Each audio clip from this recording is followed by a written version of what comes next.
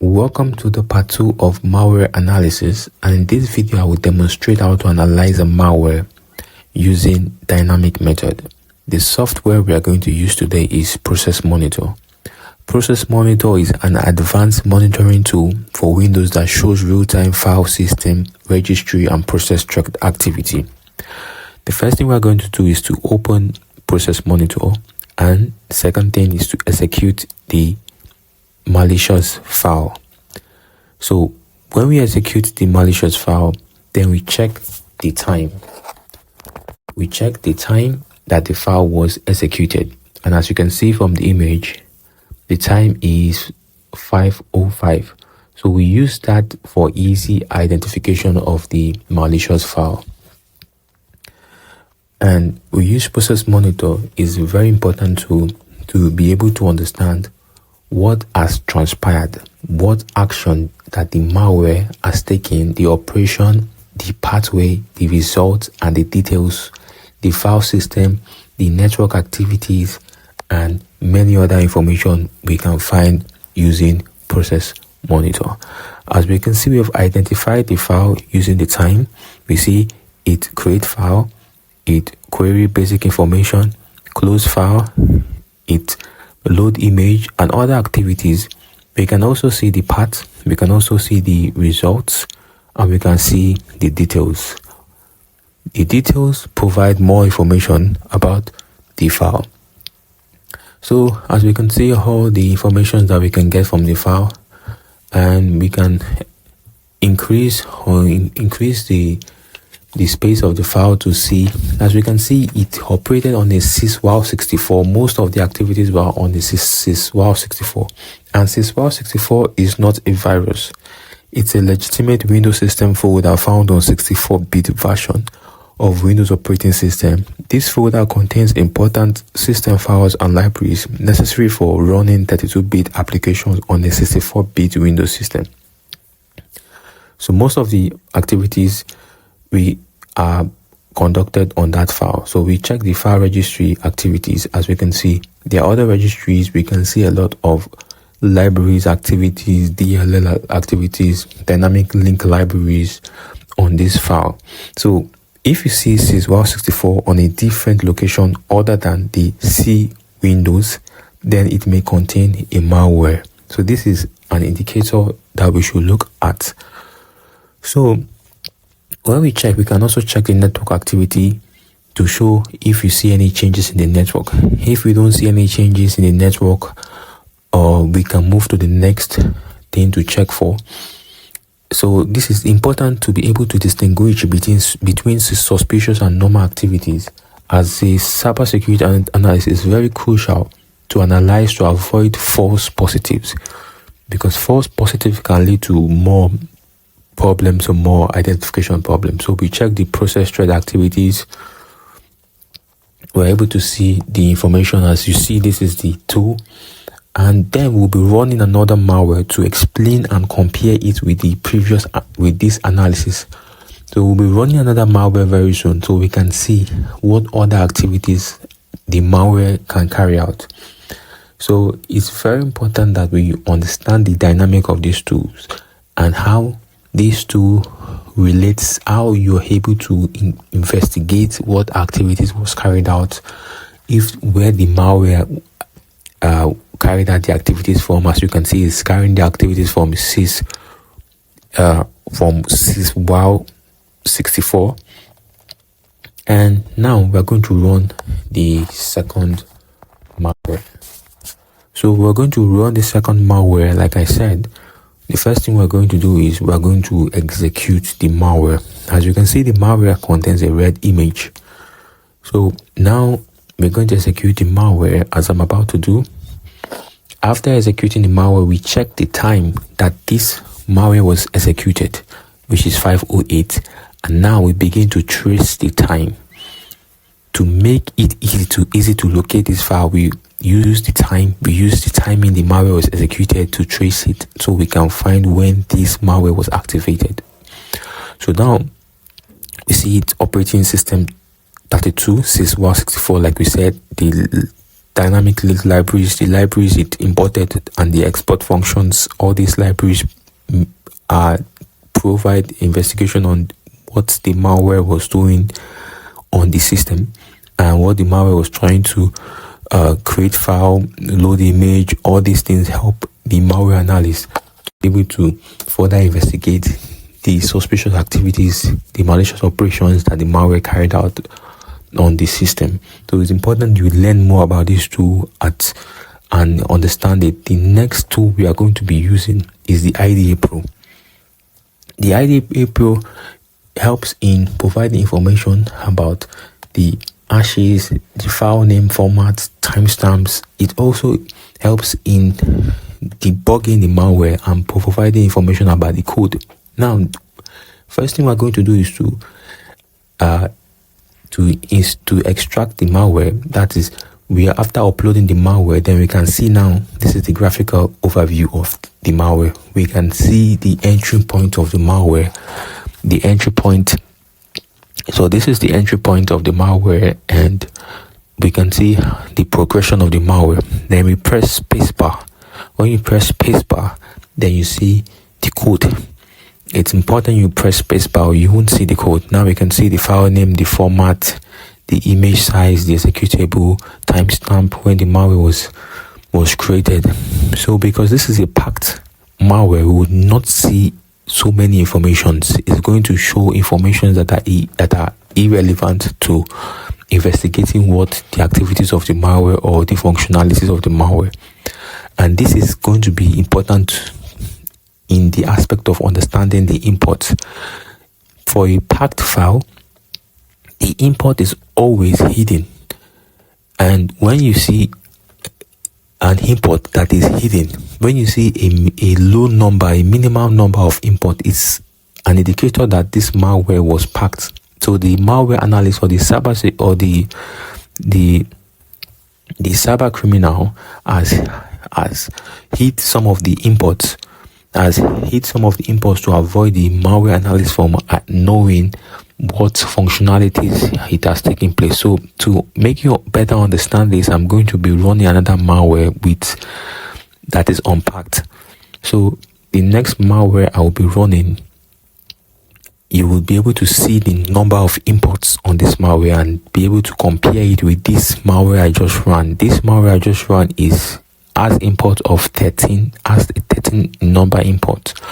But the next malware I'm going to run is going to have more imports than this malware. So first thing we're going to do is to upload the malware.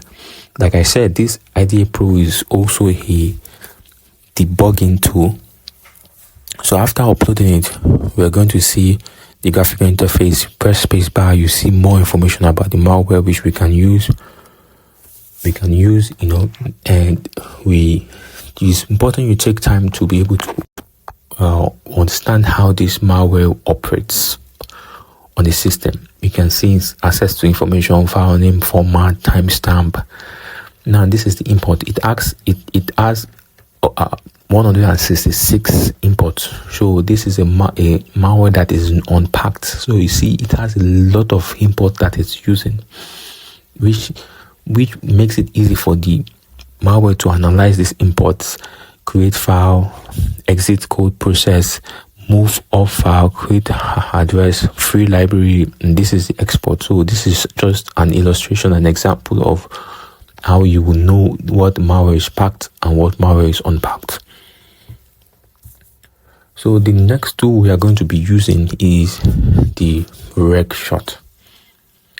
So the regshot is a tool, is an open source registry compare tool that allows you to quickly take a snapshot of your registry, then compare it. So the first thing we're going to do is to take the first shot. We'll take the first shot without running the malware. Now, after taking the first shot, it's important that we do this at intervals. So as you can see, it's loading. I've taken the first shot, so it's loading, and the time is taking for it to load. Then the next thing we're going to do is to now execute the malware. After executing the malware, like I'm about to do, we execute the malware, and then we wait for about 5 minutes before we now take the second shot. Why we have to wait for about 5 minutes is to give the malware time to execute, give the malware time to begin its process, the reason why to start functioning on the system. So we wait for about 5 minutes, then we take the second shot. So this will help us in understanding what activities or the system process of the malware, the system processes, the registry keys, and able to understand what is useful in analyzing the activities of the malware on the operating system of the machine. So now we've taken the second shot, and now we wait for it to complete. And after completing, we then compare the results. It's loading for it to complete. It's very, very valuable tool, and there are so many other tools we can use. Like we can use Process Hacker, Process Monitor, Noriben, Wireshark, INetSim, regshot. There are so many tools we can use in monitoring the process, in monitoring the process activity, the file system monitoring, the registry monitoring, and the network monitoring. These are the things that needs to be monitored to analyze the malware and to understand, to give you a basic understanding of what activities were carried out by the malware before and after the incident has occurred on the system, or before and after the attack has taken place on the system. So now it's comparing, and after comparing, now we can see it has brought out the result. Since we know the name of the malware, what we are going to do is to click Ctrl F and search for SpyEye. We search for the name of the malware, and when we search for the name of the malware, we're able to quickly get to where the malware is on the results. Now we can see we have seen the malware, and we can see what we have to do next is to trace the malware to where it is on the system. Now you can see it's on the HKLM system, current control set, services, BAM state user settings. This is where the malware is. So we understand that the malware was operating on the local machine. That's where it's operating, on the local machine. And we can see a lot of information. This can provide more information on whether the system was hacked or not. And when we click on the next, when you click on find next, we see where next the malware went to after it was on the local machine, where next it went to. So we understand that this, when we click on find next, we see it went to the HKU. So actually the HKU is sometimes known as an unknown app or unnamed file. So it's an indication that it's a malicious and you have been hacked. And it's always embedded in the Windows NT OS developed by Microsoft. So as we can see, it's on HKU, which means that it's a malicious file which cannot be trusted or which has carried out a function on the operating system. So that's what you need to know about regshot, and it's very important tool. And the next tool we're going to be checking is the Wireshark. So first we're going to install the Wireshark. I've downloaded it already online. So we click on next, we click on noted, click on next, we click on next, we click on next, then we click on install. So now we're going to wait for it to install on the system. Yeah, so Wireshark helps in filtering out information. It's more of a network traffic activity. It helps in analyzing the network. So we click on install. It helps in analyzing the network and getting results about what activities the network carried out. The first way to do it is, the first thing we're going to do is we are going to first click on open the Wireshark. Then after we open the Wireshark, Okay, let's wait for it to install. It's installing, so I give you a better understanding of it. Then click next, click on finish. Now it's finished installing. So now we're going to launch the wireshark. So it's step by step. It's a step-by-step process. We click on the wireshark first. After we click on the wireshark, then the next thing we are going to do is, after launching the wireshark, we click on the Wi-Fi connection. Yeah, it depends on what Wi-Fi. Sometimes you see different connections on the internet and you want to log into one connection. So you have to understand which Wi-Fi connection you want to log into. You see multiple Wi-Fi connections. So then after that, then we run the malware. After we've opened the wireshark, then we run the malware. So now I've run the malware, then we go back to the wireshark. We go back to the wireshark, and when we go back to the wireshark, then we can see how it begins to operate. So we can see some activities. We monitor some of the activities on the wireshark. We check for DNS. We see what DNS we see there. We monitor the activities of the DNS. If we don't see anything that is suspicious, we let it go. Okay, so we check for the Microsoft. So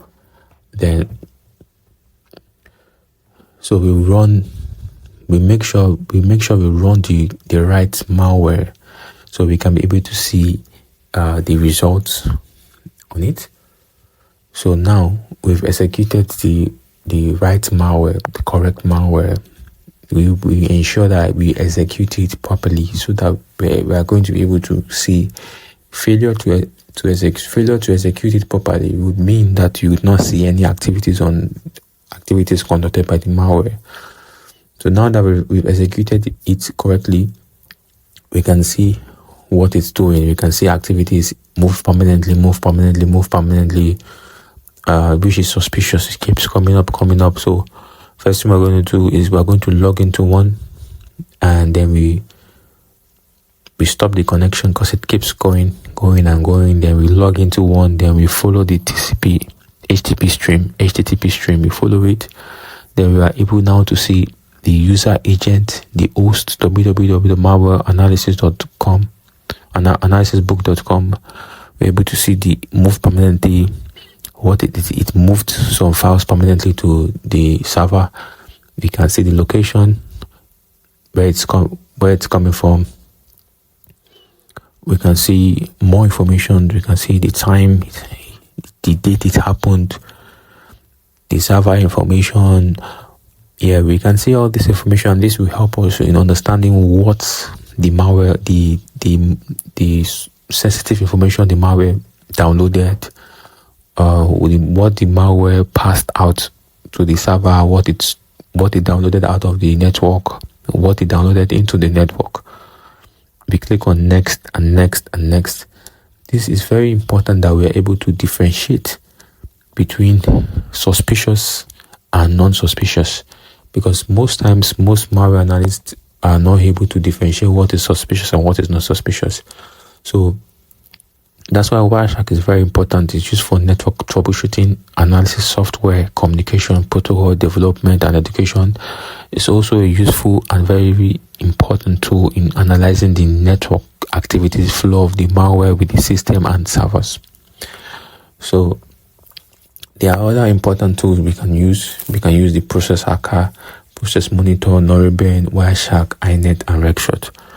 So this is very important that we know now we are able to analyze the malware, and from this you give you a better understanding of how to run a dynamic analysis. So this is where I will stop for today, and stay tuned. In the next video I'll be giving you more understanding of how to run a dynamic analysis. Thank you for watching.